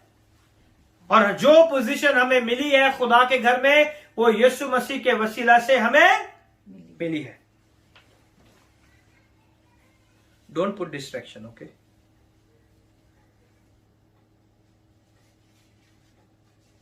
आज जो भी हमारे पास है, हमें उसे क्या करना है, मजबूती से उसमें क्या करना है, कायम रहने की जरूरत है। We have to hold fast. He says if we have a confidence, yes there are a problem. वो कहता है कि अगर हमारी उम्मीद का आखिर तक फकर, दिलेरी और उम्मीद का फकर आखिर तक मजबूती से कायम रखे, क्योंकि मसीह जिंदगी के अंदर आपकी जिंदगी में मुश्किल, परेशानियां, तकलीफें, बीमारियां नहीं है, तो आपकी रियल मसीह जिंदगी भी नहीं है। आप पूरी बाइबल का मुआयना कर ले, मसीह जिंदगी में जो हमें जो कुछ भी मिलेगा वो आसमान पर मिलेगा। आप रसूलों की जिंदगी देख लें, यीशु की जिंदगी देख लें, और जितने भी खुदा के खादमीन हैं जिन्होंने खुदा के लिए काम किया है, उन्होंने अपनी जिंदगियों को इस रूह जमीन पर निसार कर दिया ताकि खुदा के नाम से, खुदा के नाम को जलाल देने वाले बने, और उनका सारा अजर आसमान पर है। जमीन पर हमारा अजर नहीं है। आज लोग जमीन पर अजर ढूंढ रहे हैं, हाँ, फेसबुक पे अजर ढूंढ रहे हैं, फेसबुक पे अजर ढूंढने की कोशिश कर रहे हैं, पिक्चर्स डाल के। हम व्हाट वी प्रूव, हम क्या प्रूव करना चाहते हैं कि हम बहुत लाइक हो गए, बहुत बड़े हो गए। हमारा जो कुछ है वो खुदा का दिया हुआ है। हम कुछ नहीं है, हम कुछ नहीं है। खुदावंद हमें इस्तेमाल करता है ताकि हम उसके नाम को जलाल दे सके। हमारी जिंदगियों में मुश्किल परेशानियां आती है, मसीह लोगों की जिंदगियों में we have a confidence, yes there is a problem. ये नहीं कि मसीह हो गए, मसीहत में आ गए तो हमारी मुश्किल परेशानियां खत्म हो गई। नहीं, मुश्किल परेशानियां आगाज हो जाता है जब हम मसीह में आ जाते हैं। Yes it's difficult, there is issues and obstacle, we fail day by day. Yeshu Masih के साथ चलना इतना आसान नहीं है। हम हर रोज कहीं ना कहीं नाकाम होते हैं। हर रोज शैतान हमें कहीं ना कहीं गिराने की कोशिश करता है। हर रोज शैतान हमारे रास्तों में रुकावटें बंदिशें डालता है। हर रोज शैतान हमारे ज़हन में नए नए आइडिया डालता है। छोड़ यार, इधर क्या जाके करना है, इस पास्टर के पास क्या मिलना है, उधर जाते हैं, उसके पास जाते हैं। You find money. मैं बता रहा हूं कि लोग जो है रुपए पैसे के पीछे भाग रहे हैं, यीशु के पीछे कोई नहीं भाग रहा। जब आप यीशु के पीछे भागना शुरू करेंगे तो आपकी लाइफ में आपको सुकून मिलेगा। आप हर रोज जंग में तैयार रहेंगे। आप हर रोज जंग में तैयार रहेंगे। कभी आपकी जिंदगी में एक प्रॉब्लम, कभी दूसरी प्रॉब्लम, कभी तीसरी problem. Rejoicing in the Lord कि आप खुदावन की नजर आपके ऊपर है, क्योंकि खुदावन आपसे मोहब्बत रखता है। ये पहचान है मसीह जिंदगी की। अगर आपकी जिंदगी में कोई मुश्किल परेशानियां नहीं है, उसको धोखा दिया, उससे पैसे लिए, उसको धोखा दिया, उससे पैसे लिए, ये कोई मसीह जिंदगी नहीं है। You have to be countable one day. एक दिन इन सब चीजों का आपको हिसाब देना पड़ेगा। As a Christian with all of these things going as around us, panicky, frightened, whining, complaining, discouraged. No, he said, what kind of a witness is that? हम किस तरह के विटनेस हैं? हम हर वक्त रोते रहते हैं। हो, दिल घबराने शुरू हो गया, घबराहट आ गई, थोड़ी सी मुश्किल परेशानी, घबराहट आ गई, खौफ ज़दा हो जाते हैं, हम रोना शुरू कर देते हैं। हमारी जिंदगी में क्यों आ रही है, हमारी जिंदगी में ये क्यों? हम कंप्लेनिंग करना शुरू कर देते हैं। हम दूसरों को भी डिस्करेज कर देते हैं। हम कहते हैं यार, जब से हमने यहां पे जाना शुरू किया मुश्किल परेशानी आती जा रही है। हम चेंज करके देखते हैं। आप किस तरह के गवाह हैं खुदा के? खुदा का गवाह, यीशु के गवाह वो है जिन्होंने अपनी जानें निसार कर दी हैं। क्या आप ऐसे गवाह हैं? आज हमें अपनी जिंदगियों में गौर करने की जरूरत है कि हम किस तरह के गवाह हैं।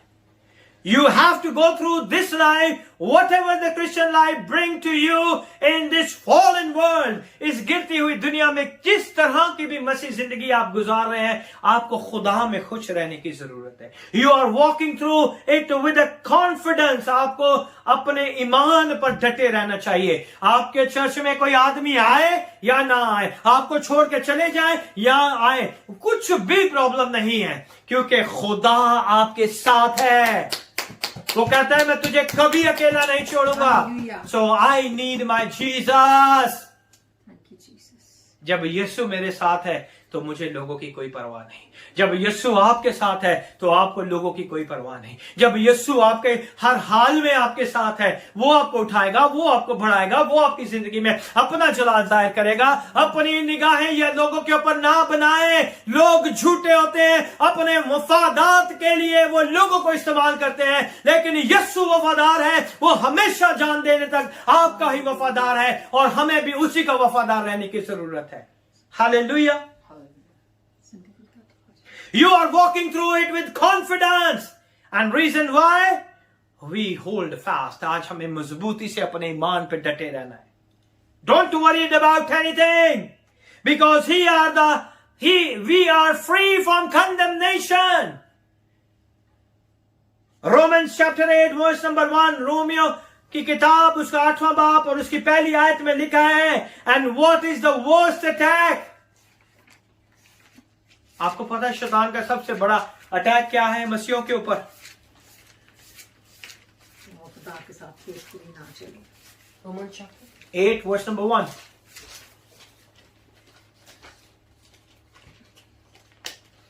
There is therefore now no condemnation to them which are in Christ Jesus, who walk not after the flesh but after the Spirit. Amen.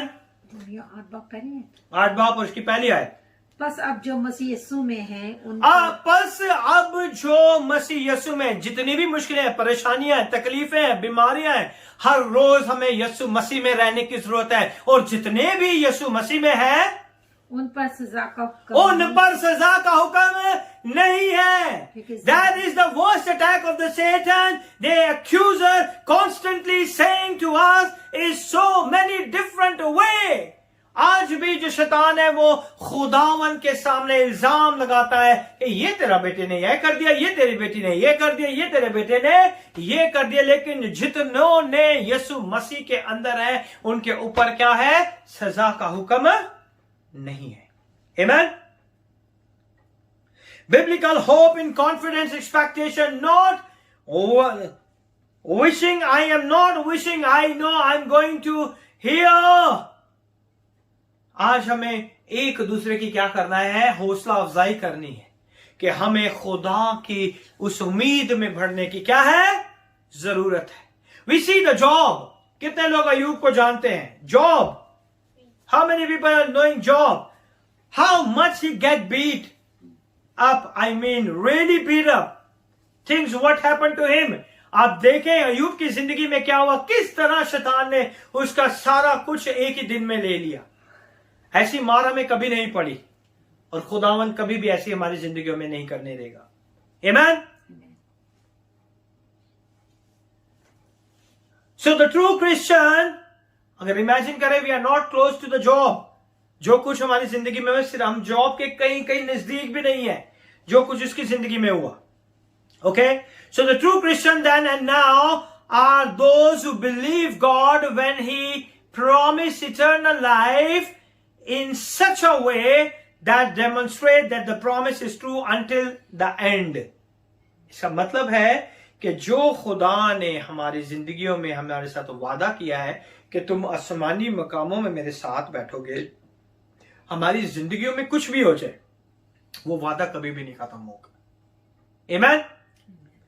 वो अपनी जिंदगी का वादा जो यीशु ने हमारे साथ किया है वो कभी भी खत्म नहीं होगा. Author give the warning against the disbelief. The warning is based on Psalm 95 verse number 7 to 11. Come on, Manasa, you can read Psalm 95 verse number 7 till 11. Psalm 95. ज़बूर 95 उसकी 7 से लेके 11 आयत तक. ये वो वार्निंग है जो खुद जो उसमें है. 95 verse number 7 to 11. For he is our God, and we are the people of his pastures and the sheep of his hand. Today, if you hear his voice, do not be hurt your heart as at member, as on the days at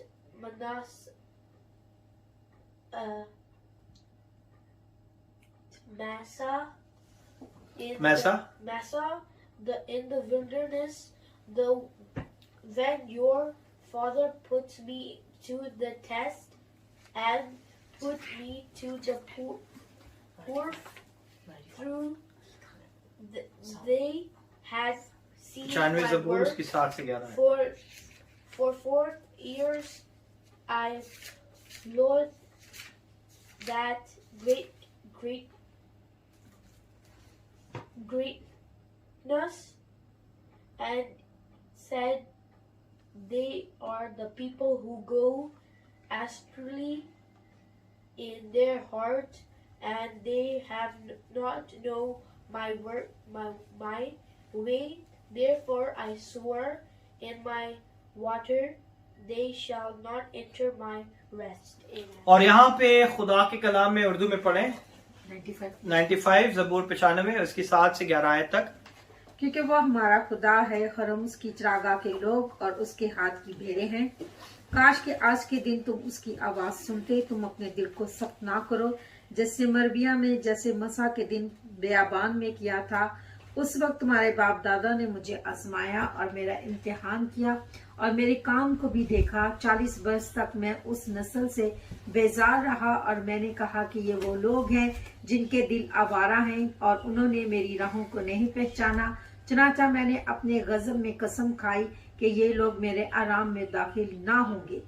और खुदावन के कलाम में लिखा हुआ है कि वो खुदा के आराम में दाखिल ना होंगे. खुदा ने क्या खाई थी? कसम खाई थी. सेम इसको हम पढ़ेंगे सेम एज इट इज लिखा हुआ है. तो उसकी 7वीं आयत Hebrew 3 chapter number 3 verse number 7 to 19. 7 से लेके हम 19 आयत तक. Hebrew chapter number 3 and verse number 7 till 19.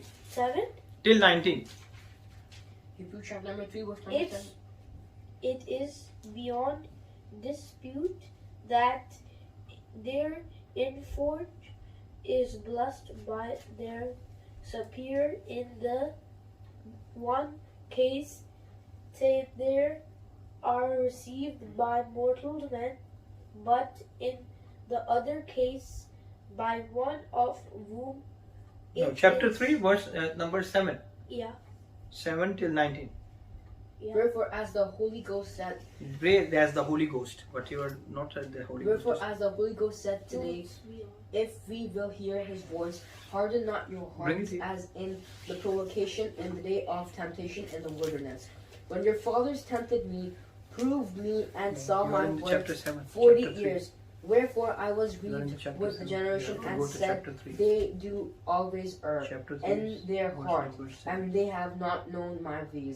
So I Therefore swear the in Holy my Spirit wrath, says, they Yes, shall sir. not enter into my rest. Take heed, brethren, lest there be in any of you an evil heart of unbelief in departing from the living God. But exhort one another daily while it is called today, lest any of you be hardened through the deceitfulness of sin. For we are made partakers of Christ if we hold the beginning of our confidence steadfast unto the end. While it is said today, if ye will hear His voice, harden not your hearts as in the provocation. For some, when they had heard, did provoke, howbeit not all that came It's okay out till the of Egypt by Moses. Okay, fine.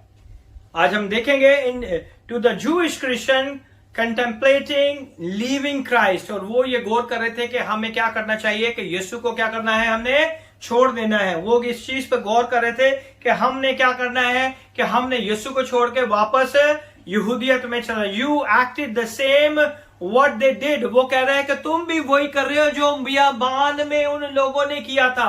उन लोगों ने बियाबान में क्या किया था? साम 95 verse number 7 till 11 अगर आप पढ़े तो आपको पता चलता है कि बियाबान में उन्होंने खुदा को क्या किया?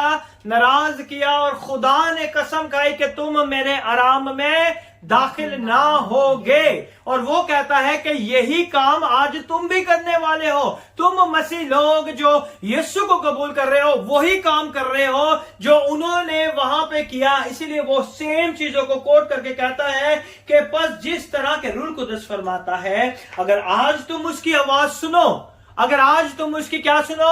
आवाज सुनो। खुदावन के कलाम में आज का वर्ड यूज किया गया कि आज खुदा की आवाज को तुम क्या कर लो? सुनो। तो अपने दिलों को सख्त ना करो। बहुत सी दफा हम खुदा की आवाज को तो सुन लेते हैं, लेकिन अपने दिलों को क्या करते हैं? सख्त कर लेते हैं। हम अपने दिलों को सख्त कर लेते हैं। जिस तरह गुस्सा दिलाने के वक्त आजमाइश के दिन जंगल में किया था, तुम लोगों ने, उन लोगों ने, उस कौम ने भी जंगल में आजमाइश के लिए गुस्सा दिलाया। किसे? खुदा को। और खुदा ने गुस्से में क्या कसम खाई कि तुम मेरे आराम में दाखिल है नहीं हो। If you did the same you are also not enter into the rest of the Lord. अगर तुम इस तरह करोगे तो तुम भी खुदा के आराम में दाखिल ना होगे।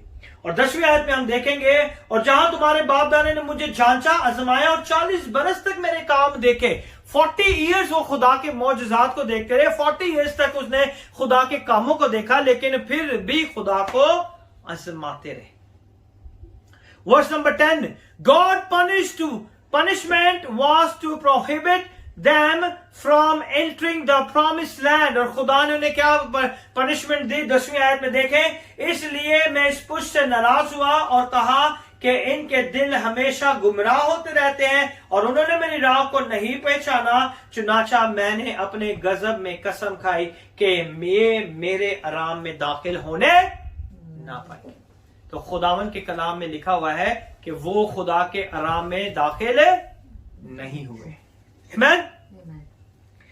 God punishment was to prohibit them from the entering to the promised land। और खुदा ने कसम खाई कि अब तुम जो है, तुमने मेरे फरमान पे, कलाम पे माने, तुम भी नहीं दाखिल होगे। ओके? और 12वीं आयत में देखें क्या लिखा हुआ है। ऐ भाइयों, खबरदार तुम में से किसी का ऐसा बुरा और बेईमान दिल ना हो जो जिंदा खुदा से फिर जाए। और लिखा हुआ है कि कोई ऐसा दिल ना आए कि वो जिंदा खुदा से क्या हो जाए? फिर जाए। वो जिंदा खुदा से फिर जाए। 12वीं आयत में लिखा है, ऐ भाइयों खबरदार तुम में से किसी का ऐसा बुरा और बेईमान दिल ना हो जो जिंदा खुदा से फिर जाए। वो कहता है कि तुम वापिस जा रहे हो मूसा की तरफ जिंदा खुदा को छोड़कर, हाँ, falling away from Christ with falling away from the tree and the living God, true and the living God। जिंदा खुदा को तुम छोड़कर वापस वहां पे जाने की सोच रहे हो। Then go to the 13th verse, और 13वीं आयत के अंदर हम देखेंगे कि लिखा हुआ है, बल्कि जिस रोज तुम आज का दिन कहा, जिस रोज तक आज का दिन कहा जाता है, हर रोज आपस में नसीहत किया करो ताकि तुम में से कोई गुनाह के फरेब में आकर सख्त दिल ना हो जाए। Amen? You want to read? Okay, read 13 verse.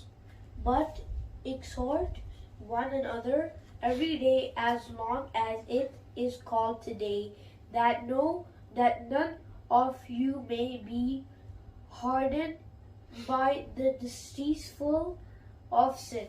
Amen? वो यहां पे ये बताना चाहता है कि ही से रूट ऑफ द प्रॉब्लम क्या है। The root of the problem I mean sin. उनकी प्रॉब्लम क्या थी? गुनाह। नाफरमानी क्या है? गुनाह है। बेईमानी क्या है? गुनाह है। That is the steps of the disobedience, disbelieve to apostasy, यानी कि मजहब को छोड़ने का रद्द अमल करना। Apostasy leads to punishment. और जब तुम जिंदा खुदा को छोड़ने का सोचते हो तो वो तुम उस जमरे में आ जाते हो जहां तुम्हारे लिए पनिशमेंट के बारे में देखा जाए। Because sin is deceptive. गुनाह जो है वो हमें क्या देता है? फरेब देता है। And they can easily fall, और वो हमें जल्दी से गिरा देता है। Every day we need to encourage. हर रोज हमें एक दूसरे को क्या करना है? नसीहत करना है कि भाई दुआ कर, चर्च जाना है, हमें खुदा के घर में जाना है, जो खुदा ने हमें खिदमत दी है हमने वो करनी है। अगर खुदा ने आपको तोड़ा दिया है गाने का, तो खुदावन ने आपको ये मौका भी बख्शा है कि जाके उसके घर में जाके गाएं, जाके उसके घर में बजाएं। अगर खुदावन ने आपको बरकत दी है कलाम सुनाने की, तो खुदा का कलाम सुनाएं। आपको एक दूसरे को हमें इनकरेज करने की जरूरत है। क्यों चर्चिज हैं? क्यों चर्चिज में इबादत होती हैं? ताकि हम एक दूसरे को इनकरेज करें कि हमने मसीह में बढ़ते जाना है। अगर कलीसिया ना हो, अगर ये चर्चिज ना हो, तो हमारा ईमान खत्म हो जाए, हम खुदा को भूल जाए, हम खुदा की बख्शिशों को भूलते जाएंगे। आमीन। Then the 14th verse say, he remind go only those who are faithful till end, as strong as the end as you are the beginning। और 14वीं आयत में लिखा हुआ है कि क्योंकि हम मसीह में शरीक हुए हैं बशर्ते के इब्तिदाई भरोसे पर आखिर तक मजबूती से कायम रहे। जो भरोसा हमने खुदावन यीशु पे रखा है कि उसने मेरे और आपके लिए दुख सहे, मरा, बरज़ख में उतरा, जी उठा, वही भरोसा हमने आखिर तक मजबूती से थामे रहना है। Okay? It is easy to start something। आज मैं देखता हूं बहुत से लोग बहुत सारी चीजों को स्टार्ट करते हैं, but it's easy, it is very difficult to finish। बहुत से चीजें हम स्टार्ट तो कर लेते हैं लेकिन उन्हें खत्म करना बहुत मुश्किल होता है। खत्म करने के लिए आपको हर रोज जो है अपने आप को मारने की जरूरत है। There is a illness, loss, jobs and kinds of drive crazy। बहुत सारी ऐसी चीजें आती हैं हमारी जिंदगी में जो हमें मुश्किल, परेशानियों में, तकलीफों में लेके आती हैं। It's not how fast you are, it is how you finish faithfully or not। ये नहीं कि जल्दी से हम उस मकाम पे पहुंच जाए, जल्दी से हम उस जगह पे चले जाएं, जल्दी से हम अमीर बन जाए, जल्दी से हमारा चर्च बढ़ जाए, जल्दी से हमारी जिंदगी में खुदावन काम करना शुरू कर दे। जल्दी वाला काम नहीं है यहां पर। काम यह है कि हम कितना आगे तक जाते। आज खुदावन के बहुत बड़े बड़े खादम हैं जिन्होंने पाकिस्तान में बहुत बड़ी बड़ी मिनिस्ट्रियां बनाई और बहुत बड़ा बड़ा नाम उन्होंने कमाया, लेकिन वो रेस के अंदर पाकिस्तान में से निकल चुके हैं। खुदावन ने जिस जगह पे हमें रखा है वो खुदा की मर्जी है। स्टार्ट कर लेना बहुत जो है अच्छी बात है, लेकिन उसे फेथफुली, ईमानदारी के साथ उसे खत्म करना उसी जगह पर, ये सबसे बड़ा काम है। आज बड़ी बड़ी मिनिस्ट्रीज हैं, खादम जो है असाइलम लेके चलेंगे। You have to be see. आज हमें सोचने की जरूरत है। We need to daily encouragement. आज हमें एक दूसरे को इंकरेज करने की जरूरत है। नीड टू अकम्प्लिश दैम, आज हमें वो पूरा करने की जरूरत है कि खुदावन में हमने पढ़ना है। You know we need to gather 2 times or 1 time per week। Bible did say that. आज खुदा के कलाम में ये नहीं कहता कि हमें 2 दफा चर्च जाना चाहिए, 3 दफा चर्च जाना चाहिए, 1 दफा चर्च जाना चाहिए, लेकिन हमें चर्च क्यों जाना चाहिए? ताकि हम एक दूसरे की हौसला अफजाई कर सके, एक दूसरे को ऊपर उठा सके, ताकि खुदा के नाम को चला। Pray for one another. How we can do it if we didn't see one another. किस तरह आप एक दूसरे के लिए दुआ करेंगे जब आप खुदा के घर में ही नहीं आएंगे? जब आप खुदा के घर में नहीं आएंगे तो किस तरह आपके लिए दुआ करेगा कोई? हाँ, चलो उनकी मजबूरी है, जो दूर है वो फेसबुक पे लाइव देख रहे हैं। I am really appreciate for them कि वो अपने टाइम निकाल के और फेसबुक में देखते हैं, और खुदा उन्हें बरकत दे। लेकिन उनके पास वसाइल नहीं, इसलिए वो नहीं आते। लेकिन जिनके पास है वो क्यों नहीं आते? तो ये आज हमें जानने की जरूरत है। ये इसीलिए है ताकि हम एक दूसरे की हौसला अफजाई करें, एक दूसरे को तैयार करें, ताकि खुदा के नाम को जलाल देने वाले बने। The wisdom of the leadership of our congregation, it is a good thing that we meet. और ये सबसे बड़ी बात है कि हम खुदा के घर में आके एक दूसरे से मिलते हैं, एक दूसरे के साथ दुआ गो होते हैं, एक दूसरे के लिए दुआ करते हैं, और खुदा के नाम को जलाल देने के लिए हम तैयार होते हैं। Because we need each and other. I need you, you need me. I need you, you need me. And we are one in the body of Christ. आज हमें एक दूसरे की जरूरत है। आपको मेरी जरूरत है, मुझे आपकी जरूरत है, आपको मेरी जरूरत है, मुझे आपकी जरूरत है, ताकि हम सब मिलके खुदा के नाम को जलाल देने वाले बने। Amen. I need to know you are faithful still. You need to know that I am still faithful. क्या आप अपने आप को जानते हैं कि क्या आप अपनी कलीसिया के साथ वफादार हैं? और क्या खुदा का खादम भी अपनी कलीसिया के लोगों के साथ वफादार है? क्या ये आज हमें एक दूसरे को जानने की जरूरत है, एक दूसरे को पहचानने की जरूरत है। हाँ, ये नहीं कि जहां पैसे देके वहीं हम टर्न मार गए, फिर वापस आ गए, फिर पैसे देके फिर टर्न मार गए। I knew everything in and out. और खुदावन जो है अपने लोगों को अकल और दनाई दे, ताकि वो सच्चाई से खुदा के साथ चले, और खुदावन रुपए पैसे की कभी सोचे ना। मैं आपको बताना चाहता हूं कि रुपए पैसे के पीछे कभी ना भागे। रुपया पैसा, खुदावन ने कहा है कि ये सारी चीजें तुम्हें मिल जाएंगी। इसके पीछे तो गैर कौमें भागती हैं, हमें भागने की जरूरत नहीं है। हमें खुदा की बादशाही और उसकी रास्तबाजी को ढूंढने की जरूरत है। आमीन।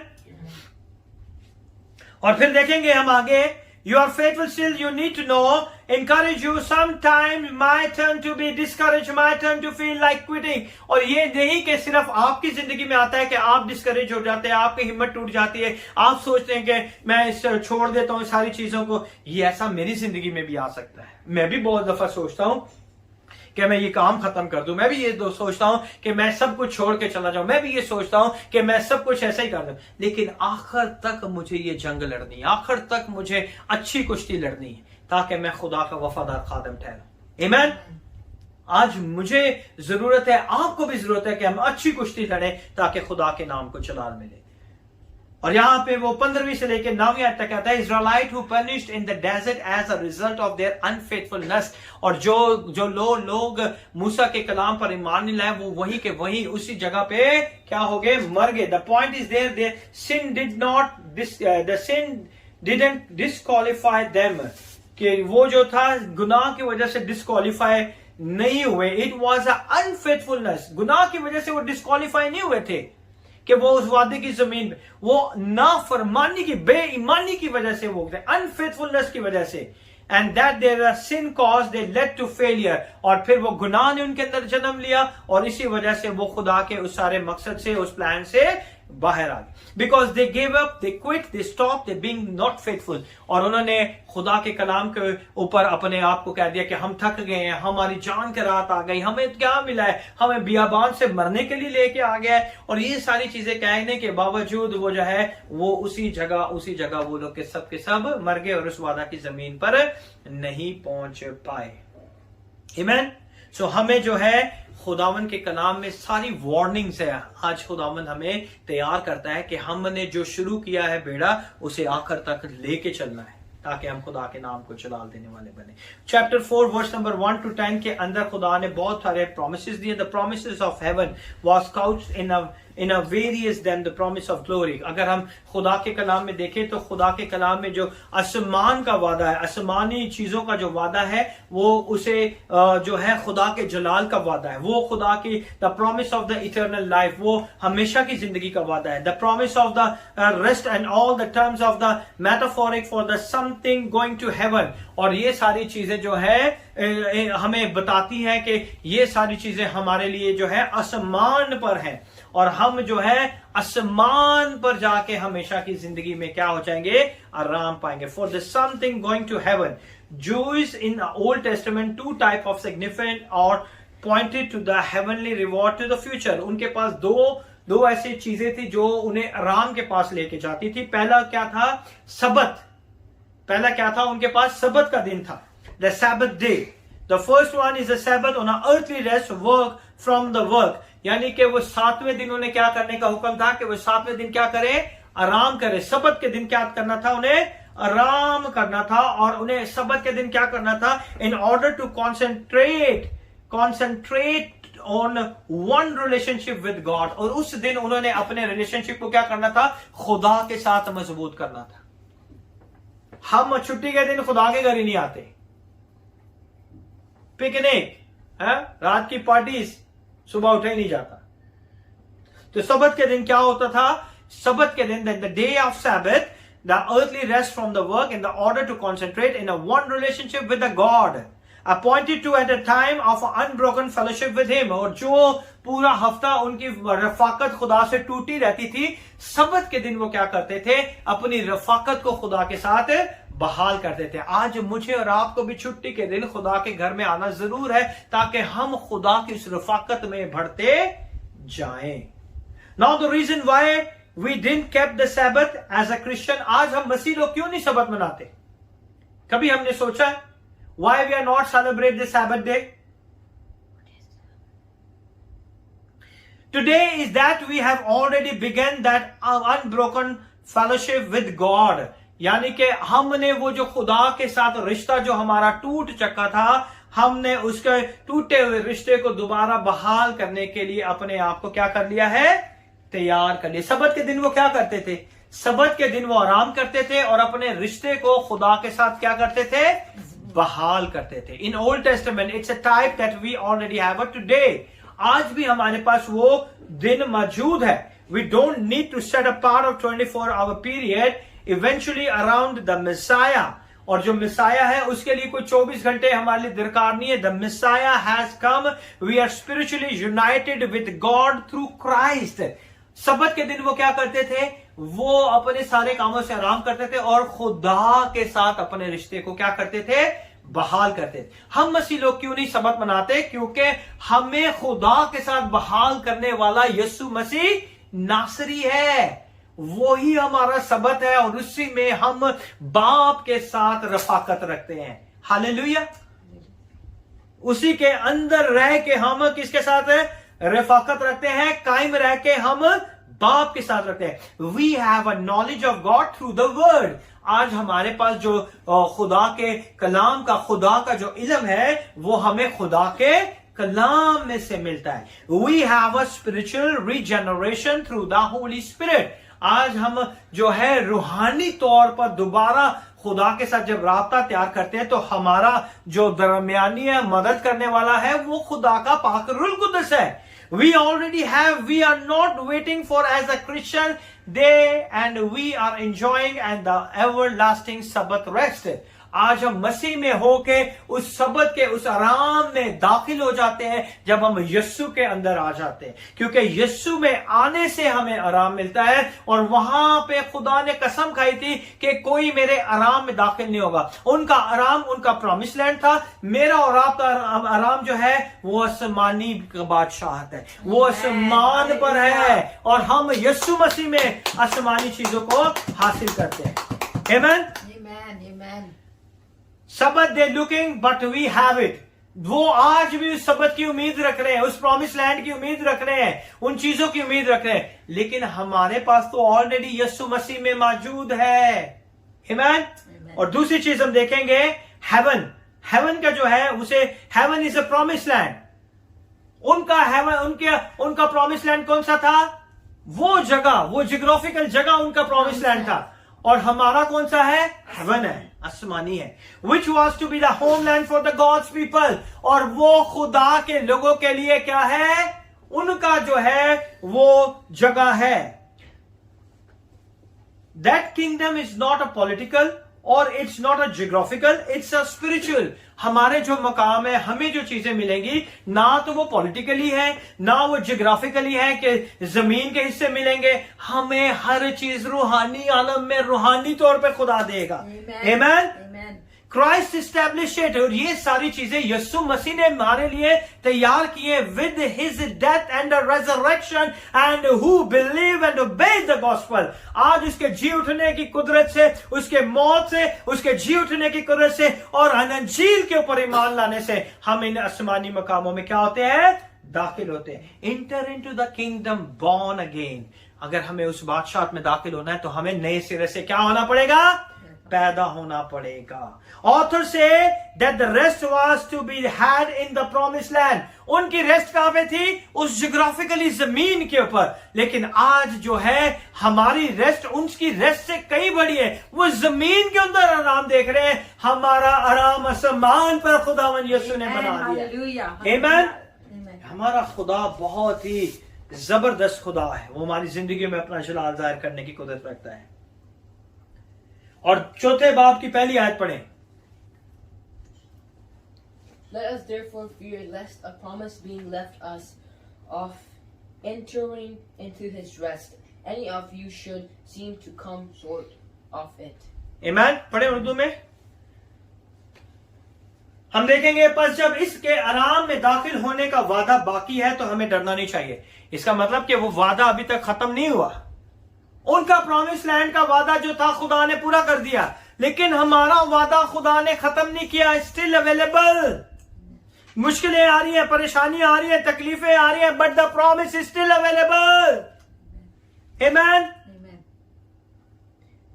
He says, read it, he's saying, be afraid lest while the promise of rest, heaven, rest का मतलब heaven, it's right front of you, वो आज भी हमारी आंखों के सामने है. You fall short of the actual obtaining, it means the promise is still before then.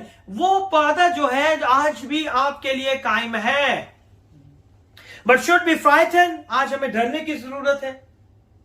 हाँ, कि वो हमारा वो वादा खत्म हो गया. नहीं, हमारा वो वादा आज भी है. If they are falling back from it, अगर आप उस वादे से मुनकर हो जाएंगे through disbelief, अगर आपका ईमान ही नहीं है, if you disbelieve from it, you missed not a geographical promised land but a spiritual promised land. अगर आप उस बात पर यीशु पर ईमान नहीं रखेंगे तो आप जमीन के उस प्रॉमिस लैंड को तो खोएंगे, आसमान पे भी जो आपका अजर है, जो मकाम है, वो भी आप खो बैठेंगे. आमीन. दूसरी आयत को देखें, verse number 2 of chapter number 4. For unto us was the gospel preached as well as unto them, but the word preached did not profit them, not being mixed with faith in them that heard it. क्योंकि हमें भी उन्हीं की तरह खुशखबरी सुनाई गई, लेकिन सुने हुए कलाम ने उनके लिए कुछ फायदा ना दिया कि सुनने वालों के दिलों में ईमान के साथ बैठे. जो बीज खुदा का कलाम, जो सेम कलाम पालूस को, पतरस को, यूहन्ना को सुनाया गया, वही कलाम आज आपको भी सुनाया जा रहा है. वही कलाम आज अब दुनिया के इंतहा तक सुनाया जा रहा है. लेकिन वो कलाम हमारे दिलों में नहीं बैठता, वो ईमान हमारे अंदर नहीं आता, और हम कहते हैं कि वो खुदा ने चुने थे शायद उन्हीं के लिए. आज भी खुदावन का कलाम हमारी जिंदगियों में काम करने की कुदरत रखता है. Amen? He suggests that the problem is the land. The desert was the people, the doubt that God could bring them to the promised land. Still they whining, murmuring. Now Christian is like that, Israelite. आज भी देखें कि मसीह जो है वो इसराइलियों की तरह छोटी सी परेशानी होती है, रोना शुरू कर देते हैं. खुदा ने साढ़े नाइज कर चढ़ा, खुदा ने साढ़े नाय कर दिया, खुदा ने साढ़े नाय कर चढ़ा. हाँ, हम हर तरफ रोना शुरू कर देते हैं, चिल्लाना शुरू कर देते हैं. Now Christian is same like the Israelite. आज के मसीह जो है वो भी उस यहूदी कौम की तरह है, ना फरमान, और जो है वो ईमान भी नहीं रखते. बट खुदा के कलाम में लिखे the good news salvation eternal life, और वो खुद खुशखबरी क्या है? हमेशा की जिंदगी है, वो अबदी जिंदगी है, वो निजात है हमारे लिए। They receive that promise. अगर उसके ऊपर आप ईमान रखते हैं तो खुदावन हमें क्या करता है? बरकत देता है। और हम तीसरी आयत से 8वीं तक देखेंगे। Don't read it, it's too much time. Again they shall not enter my rest, those who believe need to understand the rest is still available. और आज भी खुदावन कहता है कि जो ईमान नहीं रखते वो ये जान जाए कि वो खुदा के आराम में दाखिल नहीं होंगे, क्योंकि आराम आज भी अवेलेबल है, वो आराम खत्म नहीं हुआ। हम जो ईमान लाए उस आराम में दाखिल होते हैं, जिस तरह उसने कहा कि मैंने अपने गज़ब में कसम खाई कि ये मेरे आराम में दाखिल ना होंगे। Some to enter in because of disbelieve, क्योंकि अगर आप ईमान नहीं लाएंगे तो आप उस आराम में दाखिल नहीं होंगे। So that the because other people don't believe doesn't mean that the God has remove the promise. इसका ये मतलब नहीं कि लोग इस आराम के ऊपर ईमान नहीं ला रहे तो खुदा ने उस आराम को वहां से बर्खास्त कर दिया, वहां से हटा दिया। No, the promise is still there regards of whatever the people do. वो आज भी मौजूद है, चाहे लोग कुछ भी करते रहें। He quotes from Psalm, और यही चीज उसने साम में भी कोट की जो कि हमने देखी, showing the rest of the God offered the Jewish। वो आराम जो है खुदावन ने अपनी कौम के लिए रखा, was still present in the David days। वही आराम जो था दाऊद के दिनों में भी मौजूद था। 500 years after Moses, मूसा के 500 साल के बाद भी वो आराम मौजूद था। The idea was the rest wasn't just for Moses generation. Idea ये नहीं था कि वो सिर्फ यहूदी कौम, जो मूसा जिस कौम को लेकर आ रहा है उसी के लिए आराम का वादा है, बल्कि वो वादा अबदी वादा है।